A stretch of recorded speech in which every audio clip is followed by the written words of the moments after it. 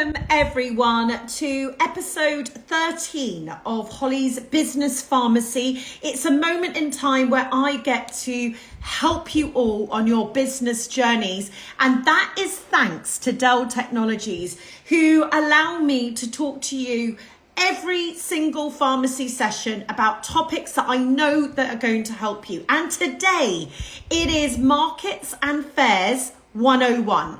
And I want to talk to you about ego as well. This is something else I want to say is, and we're going to do a little bit of a we're going to have about 5 minutes on this sort of ego thing, because I'd love to hear what you think. It is wonderful to be here. Thank you for joining. You know what I'm going to say. Is there any way that you could right now, on this wonderful Friday afternoon, tag in a great small business friend? That's it. I would love to read out who is tagging in who, so that we can absolutely spread the joy, spread the advice. You know me, I want to make sure that as many people are hearing this advice. We've got an incredible woman coming on, Rebecca Dixon, founder of Women Will Create. So we're going to hear firsthand from an events organizer what to do, how to do it, and how to get people to notice you. Because my goodness, I have been absolutely at fairs, I'm sure you all have, for 20 years. I actually started my entire business before Not on the High Street was fairs, and so I want to try and get all of our egos out the window, because we're going to talk about why, because I think that's going to stop a lot of us doing it. I think we have a notion that going to fairs, going to markets is taking a step backwards in our business, and I want to demystify that. So firstly, we want to speak to hundreds and hundreds of customers, don't we? If we think about this, if we were able to right now get 200 fantastic high value clients, we would. And so Holly's Business Pharmacies, thanks to Dell Technologies, that's what we're going to talk about today. We're going to find out why you should take part in them, how to find one that suits you, because not every fair is the right fair for you, or not every market is the right market for you. Top tips on how to make your application stand out so that the organizers, right, Holes, if you're watching, I have got to get some new glasses. I can't keep turning up to these events here with my wonky glasses. How to run a successful, and I say Holes, by the way, Holes and I, we're the fashion buddies together. We like to find small businesses that do amazing things. So I've said it before, I just need great glasses companies. How to run a successful stall. My goodness, I've got a lot to say about that. And top tips of taking the plunge and setting up your own market. So this isn't just about attending a fair. What if you became a fair organizer? Right, markets have existed since ancient times, absolutely. I used to say this, before Not on the High Street, I created a company called Your Local Fair. And Your Local Fair did exactly that. I went around the country and put on your Chiswick Christmas Fair, your Hampstead Children's Fair. And I created these markets, and I used to say to people, we've been selling products and services like this since, we were selling eggs, back in the Stone Ages. I don't know if we were selling eggs in the Stone Ages. Maybe we were. But basically, that is how we have always engaged and traded. That's us humans started that way. And so they are still important, because we always think that things have moved on potentially more than they have, because you have Elon Musk going up to find Mars, our next home, and you have Mark Zuckerberg taking on sort of like our virtual world. But actually, the world that we live in, the one where we don't have microchips in our brains, means that human interaction is a key part of you building your company and your dreams. But also, they have a really positive ripple effect. Meeting humans, look at everybody. Thank you for tagging people in, by the way. I can see so many people tagging people in. So the positive ripple effects of meeting real life human beings, your future customers, as placemakers, they turn an area into a destination. So think about Columbia Market or Portobello Market, right? It is quite unbelievable what can happen if a lot of you got together in one area and what you could create. It increases footfall, which brings people along. So the more noise you create in an event, the more footfall that comes along, and all of those customers can be shared. And then that ultimately puts more money into the economy, and then the market can be sustainable, all those sorts of things. And there's different types of markets and fairs, aren't there? There's farmers markets, craft markets, regular local markets, niche markets. You know, near me, there's a Chiswick flower market, cheese market, book markets, Christmas markets, indoor markets. There are so many things that we can do, and I absolutely love a good market. Now, the thing I want to ask though, and I'm going to read out some comments, okay? So, wouldn't you love one? Hello, just been listening to your podcast with Mo. It was a goodie with Mo Gordit. If you haven't listened yet, have a look at my stories where I've linked it. Fenton Yard Flowers, hello Holly. Your interview with Mo brought me to tears. Oh, I haven't listened back to it, but a few friends called me this morning and they were in tears after listening to it. And so I need to feel in the right place to re-listen, because I opened up the heart, which is always open for you, but sort of slightly has buried things in it, and I opened it up with Mo. Crafty Little Pickle, I'm just about to do my first market in Windsor this month. Oh, that's good. Which one is that? CRM, hello from NYC. New York is here. My goodness, we're making the big times now.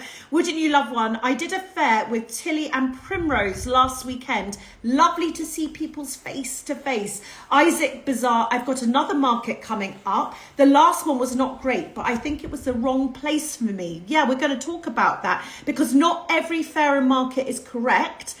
You should do these things once, by the way, and learn, because you never know until you do it. Tiger Moon Creative. Oh, this is exciting to hear about this. I've just been accepted at the Baby Show, and it's my first ever big event.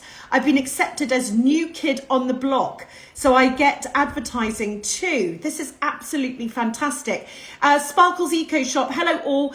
Woohoo! Remarkets. I need some tips, Remarket. What card reader do you all use? Okay, everyone. So anyone that does markets, let us know which card reader you use. And in the meantime, I'm just going to touch, before we invite the guest over, I would love to talk to you about ego, because I think one of the reasons that a lot of us do not do markets or fairs is because we feel it's going backwards. And I just asked myself this question. I said, Holly, would you now go and do a fair? You know, and I thought to myself, yeah, I absolutely would do a fair, and I would. You know, there's been situations where we nearly did do some pop-ups places. I think you can look at it in different ways. If you think that a market, for instance, isn't right for your brand, well, you're just popping up somewhere, isn't it? So why not call it to yourself a pop-up? You're popping up at a market. You're popping up at a fair. You're popping up on a high street. And I think that one of the greatest things that we can do is never, ever allow ourselves to sort of be cruel to ourselves. One of the best things about a market or a fair, and we're going to talk to an expert about this, is that you get to meet a customer. And what do I say? I don't say it. Seth Godin says it, and then I repeat his wise words, is that you need 1,000 true fans. Now, I would rather go to events, go to fairs, and pick up 5 true fans at a market and add it to my basket, add it to my golden address book. And I go to another event and I pick up another 10, okay, 15. And I keep doing it. And I do 2-3 months worth of events. I'm exhausted. But at the end of it, I have 250 golden customers that I know I've picked up. Now that is not stupid. That is not going backwards. That's just interacting in a digital age where we are humans and we like to emotionally connect. And I just want to know, I know lots of you are probably giving out your card readers right now, but I would love to know, if you're honest, has your ego stopped you from getting out there? And remember, ego is a lovely thing. It is also there to protect us, but it's also there to give us these sort of incorrect moments of thought where we're like, oh my gosh, I started 10 years ago doing fairs. You know, if I said it to myself, I started 20 years ago doing events and having a stall. And yet 20 years on, I will still do that. So I just would love to know, has your ego ever stopped you from doing the events? Have you ever thought to yourself, I'm not going to go backwards? So I'd love to hear your comments here while I try and straighten my glasses. Mearsbrook Makers, doing markets is my favourite thing about running my jewellery business. So last year I set up a community makers market and I love it so much. Back for year 2 this year. Congratulations. That's you taking the opportunity into your own hands and doing something that is fantastic and actually great for everybody involved. Maid Rebecca Peters, I've always struggled with markets, so I'm excited to hear about your tips and tricks. Calm Lettering, so wonderful to see you again after the amazing creative meetup in Nottingham last week. Wasn't that brilliant? Poppykins, perfect timing. My first big Christmas market is tomorrow.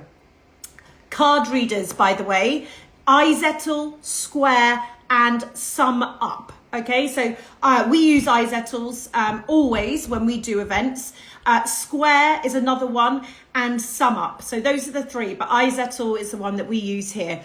Early and Daughters, why do people think it's going backwards? I absolutely love trading at markets, getting out there, chatting to people, getting feedback, giving your customers a chance to come and meet you. And Tangled Roots London, it's not my ego, it's my self-confidence for sure that stops me. Okay, well, let's, before we talk to our expert, just take a moment there. So if it's not your ego that's stopping you because you feel like you're going backwards, whereas now we're confirming it's not going backwards, you're popping up to get quality customers, then if your self-confidence and your imposter syndrome is stopping you getting valuable clients into your company, then I would love to ask you to ask yourself, what is the worst thing that could happen? So, you know, the worst thing that can happen is absolutely nobody comes to your stall. The worst thing that can happen is no one speaks to you. The worst thing that can happen is you'll have absolutely 0 sales. Now, when we've gone through all these tips and tricks here, I think that you will definitely have a sale.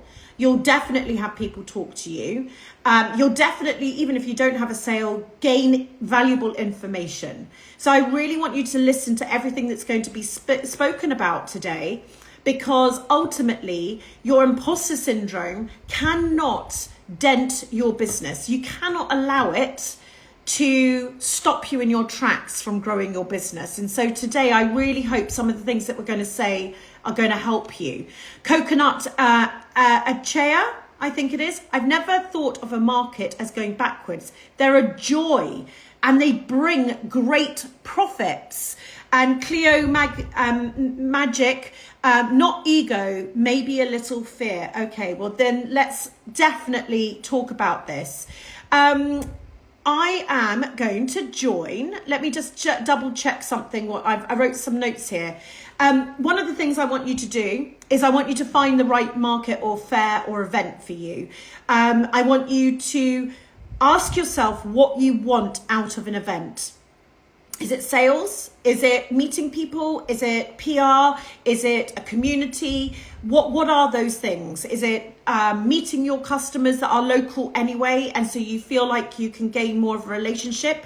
I want you to research the hell out of them. Ask friends, Google, family, fellow founders here today. Let's all tell everybody what some of the best markets that we've ever done are, or events, by the way. Shall we just share the love, everyone? Let's now tell this community who are watching, I'm not the worst, I want the best. So name your best market or event, and let's see if we can share that with everybody, and everyone scribble down what they're saying, because then we can join this community together. Ask your customers. Ask your customers what events they like to attend. I'm thinking of going to Olympia this weekend for the House and Garden Fair, I think it is, that's going on. I know, I need to just remind myself that because that is something I frequently have gone to for the last 20 years. Get specific. So I would like to ask your customers, that's a great tip, by the way, ask them where they go. And so if you want, get one of your best customers and ask them where they go, and then go to those events, because then there'll be more customers like the customer you like and adore. Get specific in terms of your details. Get the details of the arrival time. Do you have to bring your own equipment, tables, timings, parking, and weigh up the pros and cons. I was speaking to someone the other day and I said, where are you going? And she said, oh, I've got to get this all done because I leave at 6 o'clock tomorrow morning because I'm going to an event. And I said, how long does it take you to get to the event? 4 hours. I said, my gosh, you have to leave so early to get there. And she's like, yeah, and then 4 hours back. Or sometimes I have to stay in a hotel. Now, I didn't go on to say, so you're making a lot of money then at this event, because that would actually be a lot of time out of her retail shop. It's actually a big expense. So just because you think that this is a good market, really weigh up the pros and cons of every event, because potentially it's not right for you, because once you've taken everything into account, you're making a loss or a small profit. I am going to now, what are the markets that we're saying here? I'm going to read out some comments, then I'm going to my guest. The Goldfinch Kitchen, I actually worry my products are too pricey for fairs. That's fine. They can be. The Goldfinch Kitchen, think about what advertising would cost. So you might go there and not sell a product, but you're able to advertise your product. You're able to gain information. You're able to allow people to touch it. Maybe invite some of your customers down. Maybe get them to interact. Get their email addresses, start that sort of conversation. Because maybe if it's a higher value item, you're not going to get a sporadic instantaneous sale, but you can work on it. Kind and Conscious UK, yes, your customer knowing you're a real person is so important, isn't it? I have a shop, not market stand, but my gosh, meeting my customers, new friends is just the best. Something I struggle with. Incy Wincy Studio, I have the most amazing customers from markets. They then bring their friends, and I have made so many friends at markets. Wonderful community friendships. Jemima's Cakes, absolutely love markets. So lonely working all day by myself. So I just love meeting customers. And the Little Swan, it's year 2 of markets for me. Due to this, I'm able to hand my notice in on my part-time job on Monday. Wow, the Little Swan, congratulations. You're going from side hustle to full-time hustling. Question, Teddy Pom Home, how much would we need to invest in getting the setup for a market? I am brand new business starting out and I'm a bit worried about the outlay, banners. Okay, well, look, this is when the expert needs to come in. We're going to save those questions for wonderful Rebecca, who's joining us from Women Will Create. Let me join her now. Keep telling us. We're going to write them all down, the markets, and then at the end, I'm going to read of markets and fairs that everyone is saying you should go to, because they're really, really great. And we're going to introduce Rebecca now. Hello, Rebecca. Hi. How are you? I'm good. How are you? I'm really good. We're talking about markets today. We're talking about events and fairs. But before that, tell me what Women Will Create is. Yeah, of course. So I was in a job a couple of years ago, which was very corporate, quite a toxic environment, and I just really wasn't enjoying it. So I did lots of background in marketing and copywriting, and I was like, what can I do that can be something exciting that I'm interested in, that can use some of those skills. And basically I got really excited about the idea of shouting about women from the rooftops, basically about how creative women are amazing. And I'm seeing people's names that I recognise in the comments, which is always really nice. So I started doing that, and it was around the time that there was loads of talk about the suffragettes, because it was a big anniversary. And then I realised after a while that I was speaking to small businesses all the time. So it gradually turned into me supporting small businesses more and more. And then I had plans on doing markets, and then lockdown happened. So we started doing some online ones, and then I've been doing ones in person, which has been in East London and Stoke Newington, which I know you've been to recently, as well as Newcastle, which is actually where I'm living at the moment. So we've been kind of doing them all over. And yeah, that's basically what I do. How fantastic. And you know what, there's been so many comments. So there's sort of, I've heard comments about people wondering if it's going backwards. Then we've got other people thinking they're too worried to sort of put themselves out there. Let's start from the beginning. Why do you think small businesses should get involved in markets and fairs?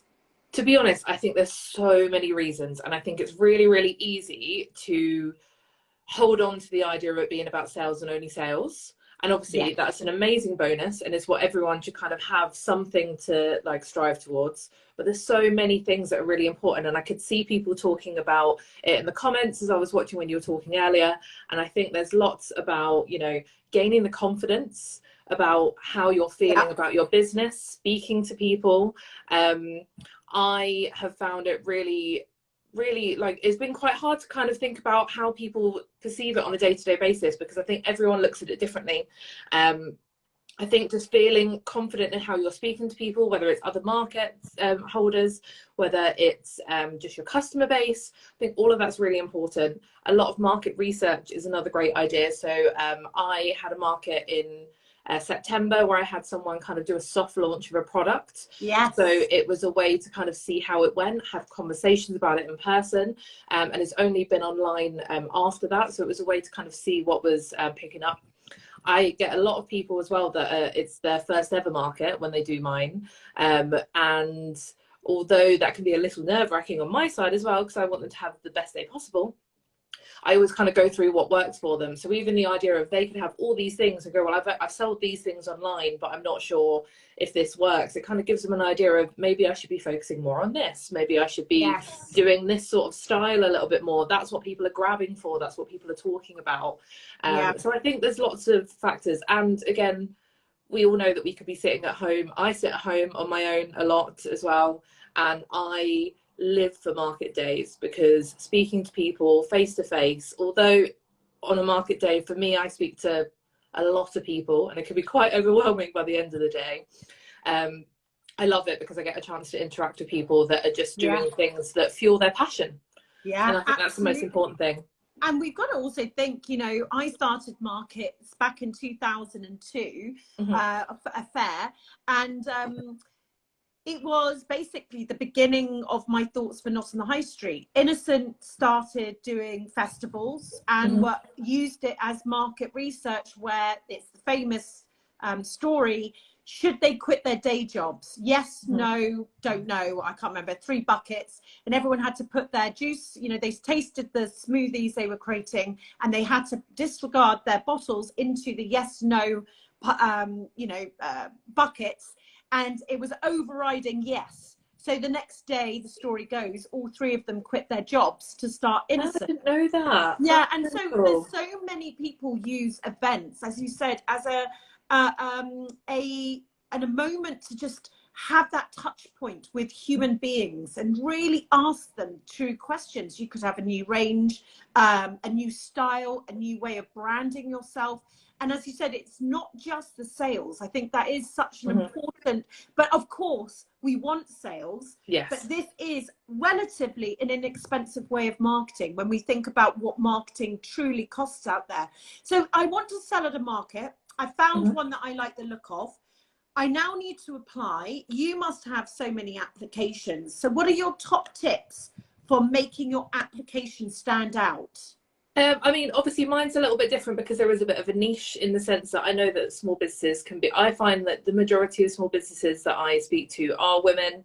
Obviously I try and focus on that, but I do say to people that it can be a female focused brand. So, you know, I've had couples in the past where they've both been there.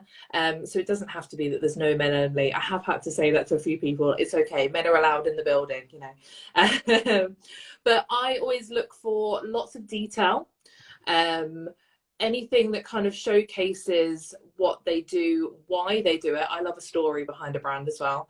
And in an application showing kind of the range, I know you were talking about prices earlier, and I think that it's really important to show what having a mix of ranges. I know that having something that's a higher price point is not a problem at all, but I always think it's a really good idea to have something that showcases what you do. So say if you're a clothing brand, you might be doing something that's like a smaller thing, like, I don't know, something that shows what you can do with material, like scrunchies or little bags or pouches, and it's something that someone can pick up and then go, actually, do you know what, I really like that, and then a year and a bit down the line they go, I want that dress that's 100 or something pounds. Exactly. So I really like seeing what price points are, as much detail as possible. If you give me everything written down, I'm going to be going through and looking at your Instagram page, at your website or your Etsy page, all of those things. So I can imagine pictures are important as well. Yes, well, anything that I can see visually. So the way that my applications go, it's a contact form on my website, so you can't necessarily add photos, but as soon as I have something that shows visually, that's why I love a good Instagram page. I can get lost in just liking and seeing lots of things. So being able to visually see everything that someone's selling is really important, because then you look at it and then go, you can imagine what it's going to be like in person. Yeah, absolutely. I'm going to just take a moment. I'm going to do a few comments, and then I'm going to do a quick fire questions where let's try and, because there's so many, let's try and do like a minute per one, but let me read out some comments. Wouldn't you love one? Trading at a market is not just about sales, you're also promoting your business. Very, very important. Cheshire Bath, markets are also good for market research as people are in front of you talking about your products. Cotswolds virtual market, try a virtual market first. Dip your toe into the water. Lower costs, great network opportunities. Ruddington Village Market. Do lots of social media to tell everyone that you're going to be at market, and tag the market itself so that they can share it.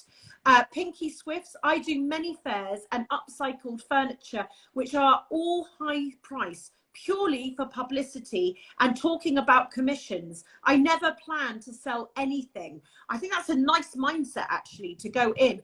Now, here's your 1, 2, 3, 4, 5, 6 questions per 30 seconds to a minute. Teddy Pomhome, how much would you need to invest in getting the market set up? I'm a brand new business and I'm starting out and I'm worried about the outlay, branding, banners, table. I think you can do it quite cheaply and then gradually kind of up your game as you go along. So I always speak to people about their table setups, because it's always really important to have something that visually looks really interesting and pleasing, because that will be what will drive people there. But honestly, you can get like boxes and things to hold it on Amazon, Primark, all these things that can be quite easily affordable, and you can kind of have a play around as you go along. You can invest in really good banners and signs, but also if you need to get something quickly and done at a budget, websites like Printed, Vistaprint are all really, really good and helpful to get something that, even if it's basic, it will definitely get you there. There's loads of independent little printing things that will be close by you can use. I still use Vistaprint for my flyers because they do large amounts really well for me. Yeah, and they're great price as well. 50 pin stops. Do you have any tips on creating a dynamic and show-stopping stall so people stop and engage with you? Now, can I hold on that one? Because that's one of my questions. So we're going to come back to that 50 pin stops. Sparkles Eco Shop. I'm a bit nervous to start a market as I'm unsure where to start re-adding inventory and how to add all the products to an order. Do you add them to the card reader? So I think you can do that. That's Yeah. not something that I've done initially, but I know a lot of people use sum up machines in the markets that I do. And I would recommend that because I also have one. Which I is think what? sum up machines. So sum up instead of, well, I mean, iZettle, all of these are great. Yeah. But sum up, I think, is probably one of the cheapest to get initially. I think it's between about 25 and £30 to get the machine. Yeah. Really easy to use, and you can just do it where you type in the amount and do it that way, and you'd have to have like a list or something about your inventory, but you can also log every single piece of what you're selling, so you can And keep then it you that go way. through it and you can click it. The ceramic button, I worry about looking professional. Where can you find prop shelving and signage? So yeah, like I said, you can find things that are really cheap and easy and affordable. People can get quite creative and artsy when it comes to Yeah. things. Go to Hobbycraft, go and find stuff that you can kind of build things. I know people that have like built their own little wooden crates, or they can buy ones. A lot of props and things that you see that would work for weddings are quite good for tables, for markets. So you'll be able to find something and then just add things there. There's a couple of really great brands you can use for like stickers and things, like Sticker Wizard. Yeah, so there's lots of different things you can use, but honestly, it's quite easy to do it on a budget. Like, I wouldn't feel too worried about it not looking professional enough. All I would say is make it look interesting and avoid a flat lay only, because I think that's a thing that people might necessarily walk past. No flat lays. Sadia Barlow Photography. As a photographer who works with small business owners, I'd love to know how a market would help me. Again, it's all about exposure. I think there's a lot of brands and companies that I follow that help small business along. So honestly, just having a place of maybe showcasing some of the photos and frames that you had, and offering more advice, even if it's a case of other small businesses that are coming to have a look around, or the vendors, you'll be able to kind of communicate, network, and gain more exposure that way. I think exposure would be the really important thing. You might not necessarily get someone booking a shoot with you straight away, but 3 months down the line, when they need one, they'll be coming to you then. Yeah, it's brilliant. And popping over, making friends and talking to people and having a competition maybe for that event, and you're going to the stall holders and you're, I don't know, pack and play trays. How do people find virtual markets? I know there's still some virtual markets that happen. I know it was obviously a big thing over lockdown. You will just kind of get a chance. I always say just research loads, follow loads of interesting people that you kind of like the look of. If you have brands that are similar to you, I'm not saying go down the comparison route, but you'll be able to find what they're doing. So say if you do something along the vintage line, I know there's a couple of vintage online markets that happen. I know that South London Makers Market, I think, still do some online ones occasionally. For me, I found that it was really helpful at the time because of how we were consuming content. I personally really prefer doing it face to face now. I have the opportunity to. And I think that's the way, right? I've got to say that I think I don't know if virtual markets will be the future, because I think actually the whole point is we're about getting out and actually getting out with people. The pack and play tray also said, is school fairs too small? Should I be aiming for larger ones? I would like to interject there. Like, if you've got good school fairs, they could be very, very good for you. I know a lot of them that are very, very picky because they've done, they've got a captured audience of parents who want to come and support the school. And so actually they are really, really, if you find some good school markets and good school fairs, they can be very, very profitable. Would you agree?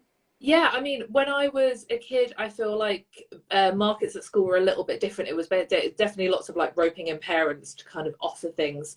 Whereas I think now it can really vary. I was speaking to someone about it the other day, and they were suggesting, because I've never done an outdoor market, and I know that's something that you did in the past, Holly, and I spoke about it, and they were like, parents are more likely to pay for things and buy things because it will look good for them supporting the school, but there's also the aspect of their kids are going to be pushing them to buy things as well. So there is that added factor. I also know as well that there was one that was actually close by to me that used to be in the playground of a school that got so big it then had to go to the local park. So I definitely think that if you've got the right sort of people in the area. It's all about area rather than it being the school one. I if it's the right location for you, then definitely go for it. Yeah. I'm gonna, so Cake Art Official, does one have to have a large following on social to start selling at markets? No, absolutely not at all. The whole point is your social media will go up if you do your markets correctly, because you'll be gaining people's information. Odd pot fountains, do you think it's too late to apply for Christmas markets now? No, I still have spaces in December if you want to join. There you go, everyone. You've heard it here first. So jump at the chance to get those last stalls. I would say always apply, because sometimes people don't have a constraint of space, so they could add to it. Also, people drop out, and so you can ask people to go on the waiting list. Knockout consultancy, don't have a card reader. Do I need to invest, or do you think cash will be okay? I would say cash is not okay, right? I mean, cash will still happen, but I think it could minimize the amount of sales that you have, because you don't want to be that person going, do you want to pop to the cash machine halfway through? And, I don't know anyone that holds cash. No, only if I need it for those reasons do I ever. Exactly. So I would not rely on cash, people holding cash. I really wouldn't. Hearts and Growth, are there specific websites that you can find upcoming markets? Is there a place that there's a directory? Pedal, if you have a look on Pedal, you can join as a vendor as well as a business. You can also go as a customer and see all the ones that come through. They send out newsletters, and they will talk about whatever is going on that weekend. So there'll be a long list of markets. Fantastic. My God, I'm going to read out a few more comments, and then we're going to get, no, let's do a question now. I want to talk about, okay, so we've got to be accepted. Let's think about, hang on a second here. So they've accepted me. So the market's accepted me. You've accepted them. Yep. How do I run a successful stall? This is going back to the question we had earlier, because in my time, and I run events, you had the most beautiful stands. And by the way, when we say beautiful, it doesn't have to be expensive. It just means care, love, attention, brand, smartness. And then you had flat lay, gentleman with a newspaper, reading his paper, and then coming up to me at the end saying, well, that didn't go very well. And I just wanted to say, no shit, Sherlock. You needed to talk to a customer, and your stand looks terrible. Tell me about what you think a successful stall looks like.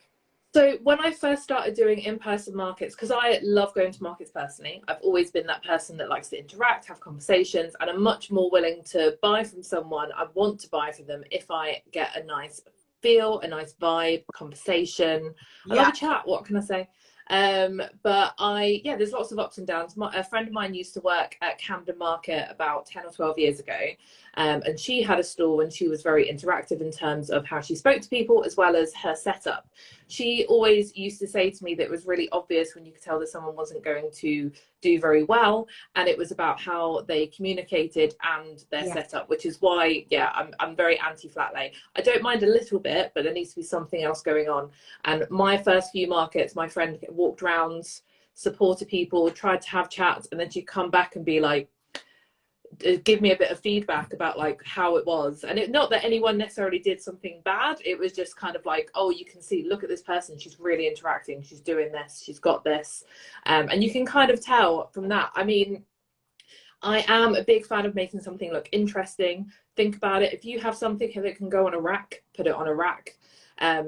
I also think it's just really important to, you can sit down, but just make sure you're interacting with people. If you're looking at your phone, if you're, I've seen people be more focused on how they've presented the table, but they're not interactive with people.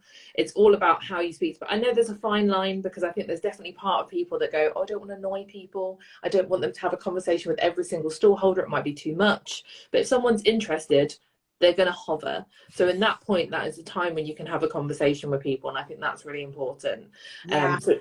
What about also, I think it's like, you know, having things at eye height, you know, having a stall that just draws you in. And also remember, a crowd attracts a crowd. There's also, you know, samples and testers are not just for hand creams and food. You know, my lovely Natalie here was talking about is it macarene? I want to say macarena. Thank you. Yes. and they were all on the stall, but it was a kit. And so instantly she'd hung them so that the customers could just come and try it out. And at that moment in time when the customer was trying out, it was a perfect time for her, the founder, to interact with that customer. So I think that there's about that interaction. Also, someone said, write down your talking points. There's a lot of people here feeling nervous about doing a stand. So just think about it. Write down the 5 talking points that you're going to use. And once someone leaves, they don't know you're using the same talking point to the next person. Not at all. That's a great idea. Use those things, and also maybe get something from your customer. So you've got this stall.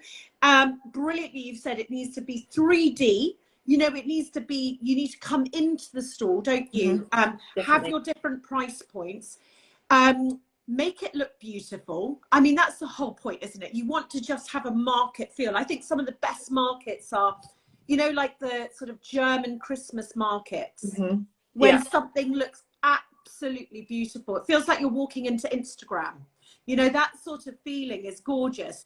And what about for everybody is, get something from your customer or your future customer. So it's not just a sale.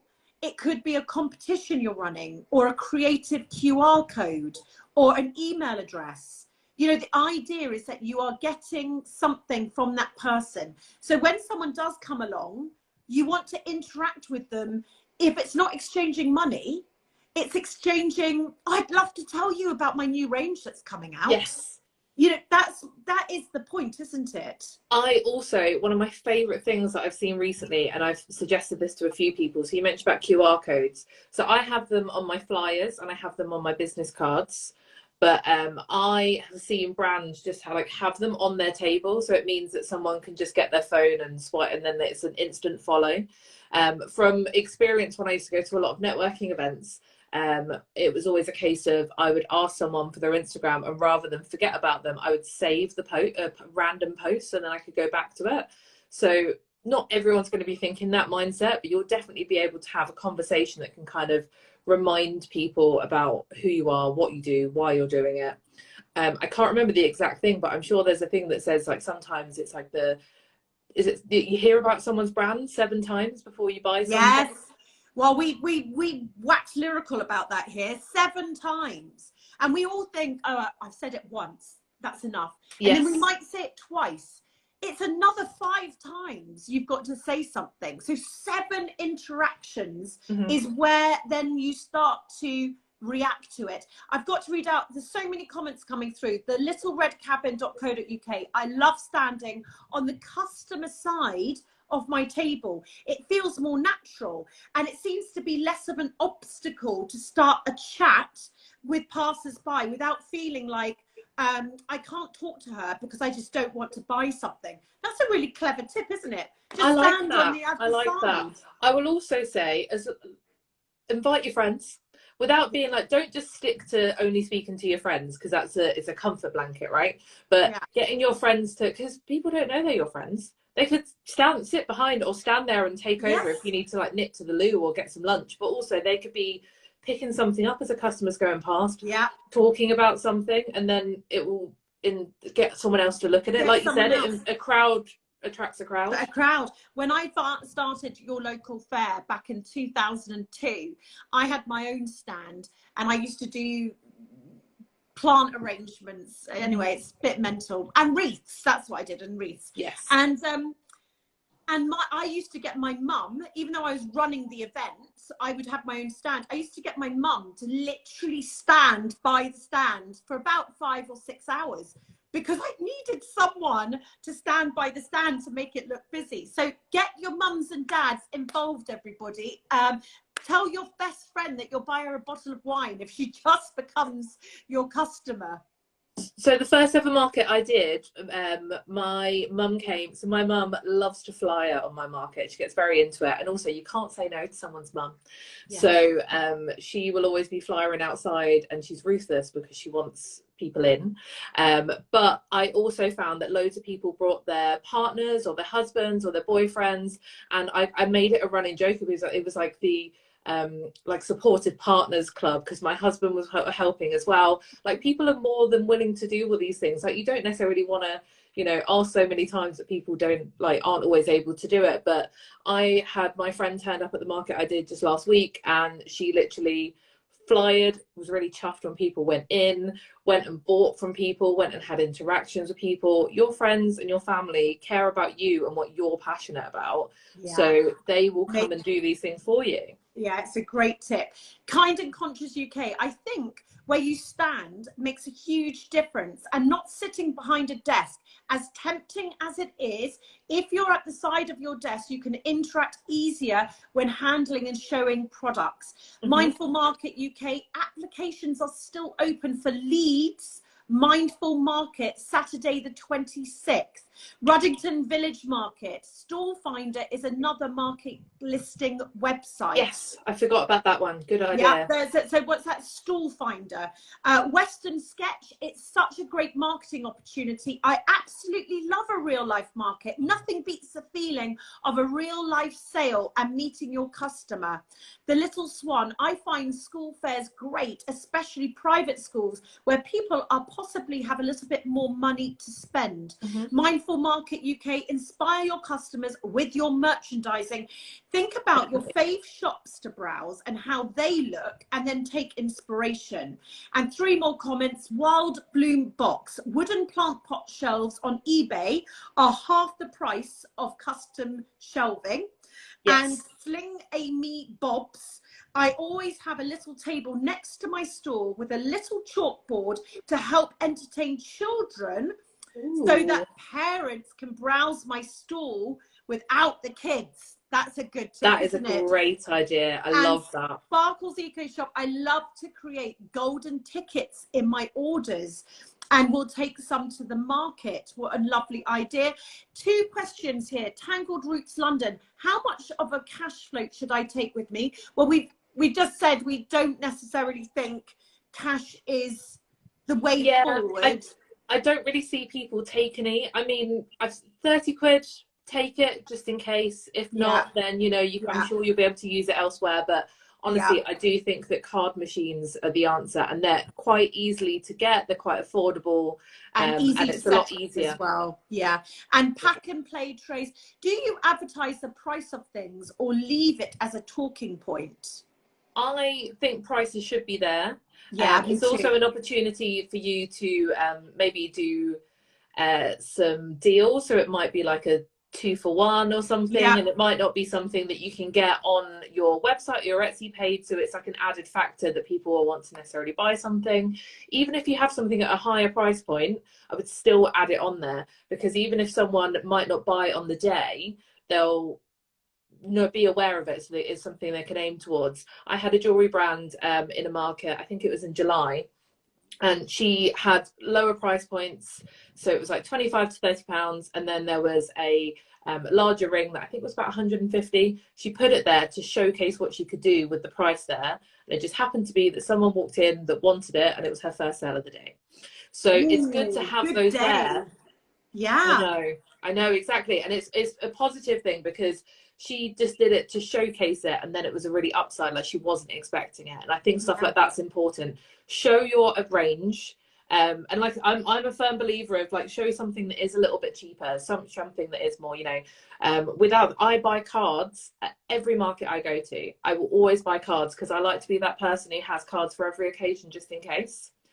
It's what my mum did, so I do it, and it's actually worked for me in the last few months. So you know, have something that's £2.50 to like £4, £5, £10. Allow people to come in and then interact, and Exactly. let's drive the price up.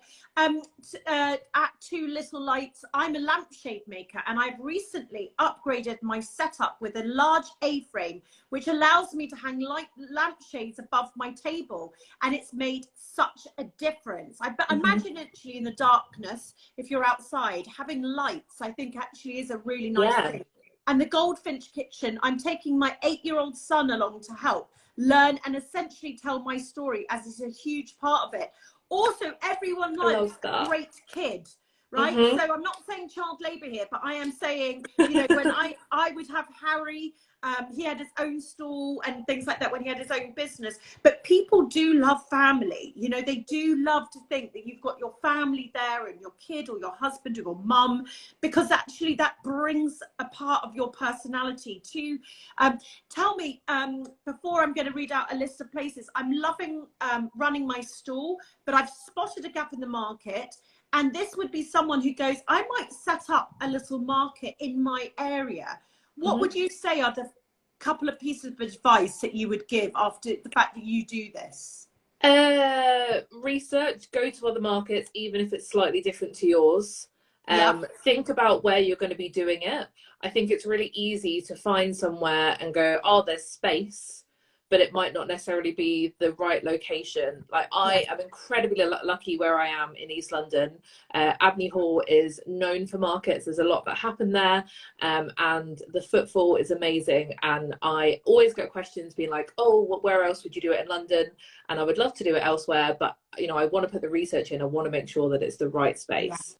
So I think thinking about the location, and also don't sweat the small stuff too much. If you gain a bit of traction, if you know there are going to be people that will want to be part of the market, if their niche is there and you have brands in mind, if it's one of those things that maybe you don't have as many followers at the beginning and you're still trying to build it up, reach out to people, send them messages, ask whether they're willing to do it, and yeah, just that, and lots of marketing, flyers. I flyered loads of my first ever market. I literally went around for I think 3 weekends in a row around all parts of East London and put it everywhere.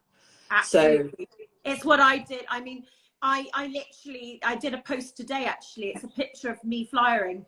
I've got I'm standing next to, I couldn't afford fancy dress costumes that worked with my event. So for some reason I had tigers. My friend, I got her to dress up in a tiger outfit to advertise my Christmas fair, because I couldn't afford the Christmas, Father Christmas outfit.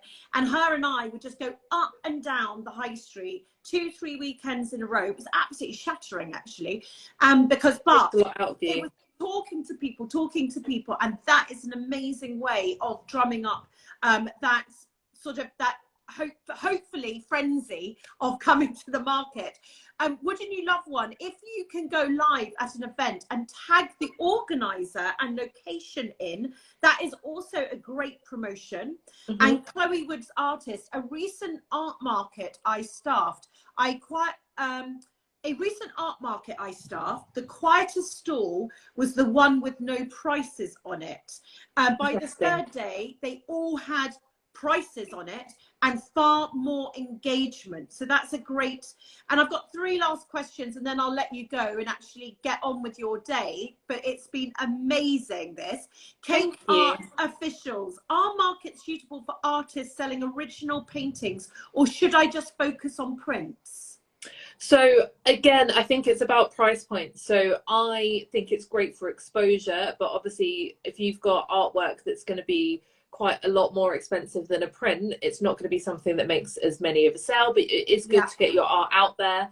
I know a lot of artists that will have some original pieces that they'll be maybe a couple of £100, but they'll also have prints or postcards of things, and it's something that's a easier sell on market day, and also it's something someone can keep and then further down the line. I feel like art is something that everyone should own, but it's also an aspirational thing. So having something that's an easy thing, and then they'll in the future be able to come back to you. Tiger Moon Creative, can I use iPad for people to order through my website instead of iZettle, or is there something similar to say take someone to the website? I have seen people do that in a shop before, so I don't know why. The only thing I would worry about that is the Wi-Fi connection, and you know, you're basically asking someone not just to tap their card. It's You're more of a asking lengthy someone process. to put in all of their details, and Yeah. that's, if I was a customer, I would be like, I just need to buy this and I want to move on. Mm-hmm. So obviously talk to the lovely small business, but then I would like to buy and move on, rather than maybe the checkout process, which you're normally at home for. Enchanted Island, Guernsey, has anyone got any good lights that you don't need to plug in? I can imagine that's a nightmare. Yes. Unless the fairs have generators. That's the issue, isn't it? People need lights, but then you can get great solar powered lights. Yeah, solar power works. I Lights think it depends on the setup of the venue completely. Yes. If it's outdoor, then that's something that's a big priority. If you've got something that's fairly well, it depends what you're showcasing. Yes. And worst comes to worst, maybe a really good ring light, like the small ones that you could kind of and do also that way. I think lights for fun definitely have solar panelled festoon lights, so that you can, if you're in the daytime there, then it's turning dusky, you know, they will turn on. And then obviously it all depends. Ask your fair organizer, if you're outside, if they have generators, and if they can actually, if you can use power. This has been absolutely, I'm going to just read out a couple more comments. Wouldn't you love one? If you can go, this has been so informative and inspirational. Thank you, ladies. Sparkles Eco Shop, thank you so much for the tips today. Thank you so much for your time. Tell everyone what event that you still have availability at. Okay, so availability, I have a couple of more spaces in my November and December in London. So that's the 19th and the 20th of November and the 3rd and the 4th of December. They are going quickly, and I have got a lot of applications, but it's more about curating it and making sure it can be the best and not too many similar competitive brands. I haven't necessarily got many more space, but I have also got a market in Newcastle, which is not this Saturday, next Saturday on the 12th. So if you are up north, then come and see what it's like, and then you can maybe join the next one. So yes, I've still got some space. I already had some applications this morning from when you shared it. So thank you very much, Holly. I do appreciate it. Oh, that's great. I'm so pleased. Thank you so much, my love. This has just been absolutely brilliant. I'm going to let you go. Then I'm going to read out a list of some markets for everybody, but I won't keep you. But this has been glorious to see you, and good luck with all of your events. Thank you so much. And I just wanted to say, thank you for, it's really strange and quite a strange experience when someone wants you to do something that you really admire and like followed, like all those stories that I remember hearing, because I listened to that podcast that you did with Fern Cotton years ago. Yes. And your book is literally there. I can see my book. I was spotted it. Thank you. You're very, very kind to say that. It's my absolute pleasure. And I hope that this live has then booked you up and you've got new people for your brilliant 2023. Yes, thank you so much. And yes, like I said, anyone who is interested, drop me a message and we can even just have a chat. I'm happy to kind of carry on this conversation a little bit more if anyone has any more questions. Oh, you're so kind. Thank you, my love. Thank you. Take care. Thank you. Bye-bye. Bye. Bye. Well, wasn't that absolutely brilliant? You know, it makes sense. We talk to experts here. Let me read out the fairs that lots of you have recommended. So Wouldn't You Love One says the Peace Hall Christmas Market, Copper Top Cards, the Somerset Collective, Tanya Lee Parker, Horsham Markets in West Sussex is filled with lots of makers and farm shops. Amy Gardner Artist, art car boot sales. Notty Potty pop up at the Palm House Marker at Sefton Park in Liverpool. Absolutely amazing. 18th to the 21st of November. Lorna Gilbert Ceramics, Pedal UK is an amazing thing to be a member of and discover markets. Mindful Market UK and Mears Brook Makers also loves pedal. Ruddington Village Market, Stall Finder is another listing website. And Kitty Robbins 99, when I exhibited at Spirit of Christmas, Harrods approached me and I got my cards and gifts into Harrods. And Candy Coated Scott in Scotland, you have to check out Tea Green Events. Well, make sure we keep these, Holly and Chloe. Don't delete those, because I want to go and visit absolutely every single one of them. So thank you, everybody. It has just been such a pleasure to talk to you. I think there are so many tips. I can hardly sum this up, except to watch this over on our library so that you can retain everything that was spoken about. But really, it is, do your research. Do not allow yourself to be intimidated. Do not allow yourself to allow your ego to think that you're going backwards. Go and meet your golden customers. Give yourself a target of, forget sales, how many customers you want to make relationships with. Make your stall as if you're walking into Instagram. Get it feeling vibrant and absolutely beautiful. And ultimately, get to know your community and your stallholder next to you, because they might then be going to an event which is perfect for you. Or invite your family and friends, because maybe they've never really seen your things in 3D and real life. If you haven't listened to my podcast with Mo, go to Slow Mo. That's the podcast name. He is one of the most phenomenal human beings.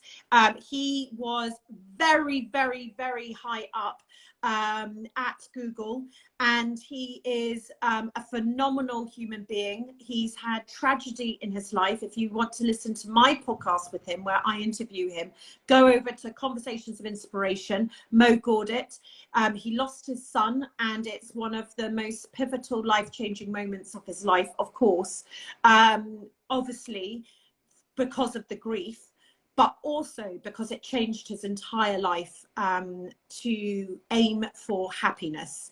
And so when he asked me to be on his podcast, it was just one of those moments, because here is a man that is supersonic bright. He's written 2, 3, 4 books about subjects that just blow your mind. He is one of the most soulful human beings, and there he is asking me to be on the podcast, and he opened my heart up more than I've ever spoken about before. And I think it's fantastic for us women. I did a video this morning about getting older and how we feel about getting older, and I speak about my thoughts and my vision there for us women.